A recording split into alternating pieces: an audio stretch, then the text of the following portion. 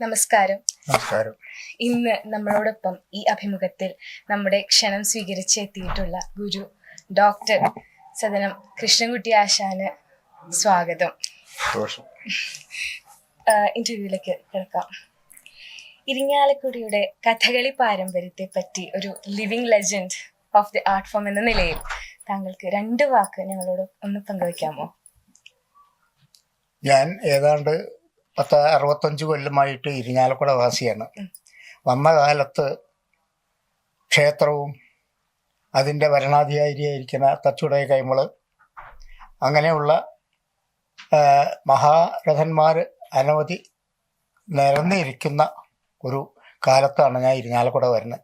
അന്ന് ഉണ്ണായി വാര്യർ സ്മാരക കലാനിലയത്തിൽ അധ്യാപക വൃത്തിയിൽ ഏർപ്പെട്ട് നല്ല നിലയിൽ, ഇത് മാത്രമല്ല കുടൽമാണിക്യം ക്ഷേത്രത്തിൻ്റെ അല്ലത്ത തച്ചുടയ കൈമളിലെ ഒരു വാത്സല്യത്തിലാണ് കലാനിലയവും അതിൻ്റെ പരിസരങ്ങളും. ഇന്നൊക്കെ ധാരാളം കലാകാരന്മാരെ വാർത്തെടുക്കാൻ കലാലയത്തിനും മറ്റും സാധിച്ചിട്ടുണ്ട്.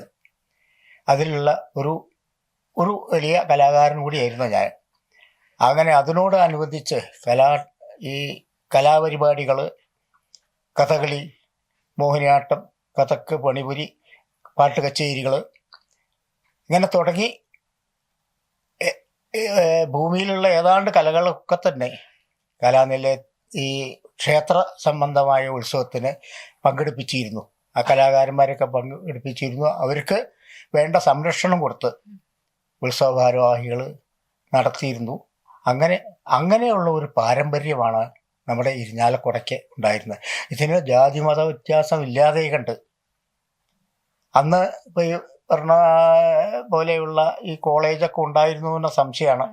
എങ്കിലും അവിടുന്ന് ഈ കോളേജിൻ്റെ വളർച്ചയും ഇതൊക്കെയും തന്നെ കലാനിലയത്തിനും കോളേജിനും അല്ലെങ്കിൽ കലാകാരന്മാർക്കൊക്കെ വേണ്ട സംരക്ഷണം കൊടുത്തുകൊണ്ടുള്ള ഒരു പദ്ധതി ആയിരുന്നു.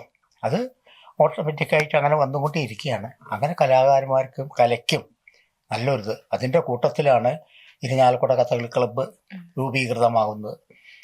അതോടുകൂടി ഒന്നും കൂടി കലാകാരന്മാർക്ക് ഇവിടേക്കുള്ള കവാടം തുറന്നു വിടുകയുണ്ടായിരുന്നു.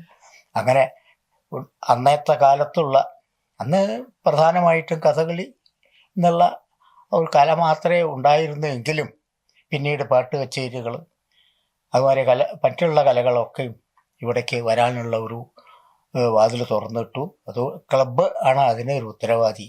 അതിൻ്റെ കെയർ ഓഫിൽ വന്ന ആശയപരമായിട്ടും എല്ലാം മുന്നിട്ട് നിൽക്കുന്ന ചില താല്പര്യ കക്ഷികൾ വന്ന് അവരുടെ മുൻഗണനയിൽ കൂടിയിട്ടാണ് ഇപ്പം ഈ 3 ദിവസമായിട്ട് ഈ ഇത് പറഞ്ഞിട്ടുള്ള ഒരു പരിപാടി നടക്കണം. അതും ഏതാണ്ട് ഇന്നലെ വരെ ഇന്നും വളരെ ഭംഗിയായിട്ട് നടക്കണം. അവരോട് പ്രത്യേകം നന്ദി പറയാതെ വേറെ ഒന്നും ഇതിൽ പറയാനില്ല. അപ്പോൾ അടുത്ത ചോദ്യത്തിലേക്ക് നമുക്ക് നമ്മുടെ പാരമ്പര്യ കലാരൂപങ്ങൾ അതിൻ്റെ തനിമയോട് നിലനിൽക്കുന്നതിൽ അങ്ങക്ക് ആശങ്കയുണ്ടോ? ഇപ്പോൾ പഴയകാല ചിട്ടവട്ടങ്ങളും രീതികളും ഇല്ലാതായിക്കൊണ്ടിരിക്കുകയാണെന്ന് എപ്പോഴെങ്കിലും തോന്നിയിട്ടുണ്ടോ? അങ്ങനെ പാരമ്പര്യ കലകൾ എന്ന് പറയുമ്പോൾ അത് ഏതാണ്ട് ചില എന്താ പറയുന്ന സമുദായങ്ങളെ ഉദ്ധരിച്ചും കൊണ്ടുള്ളതൊക്കെ, അങ്ങനെയുള്ള ഒന്ന് ഇപ്പം ഈ കല ഇതേവരെ അങ്ങനെ ഇരിഞ്ഞാലക്കുടയിൽ അങ്ങനെ ഒരു ഇത് കണ്ടിട്ടില്ല, തോന്നിയിട്ടുമില്ല. അത് പ്രത്യേകിച്ച് ഇന്ന മതക്കാരെയാണെന്നോ എന്ന വ്യക്തികളുടെയാണ് എന്നുള്ളതൊന്നും എനിക്ക് സ്പർശിക്കാൻ പറ്റിയിട്ടില്ല. എല്ലാവർക്കും ജനിക്കുമ്പോൾ തന്നെ ചില കലാബോധമുണ്ടാവും.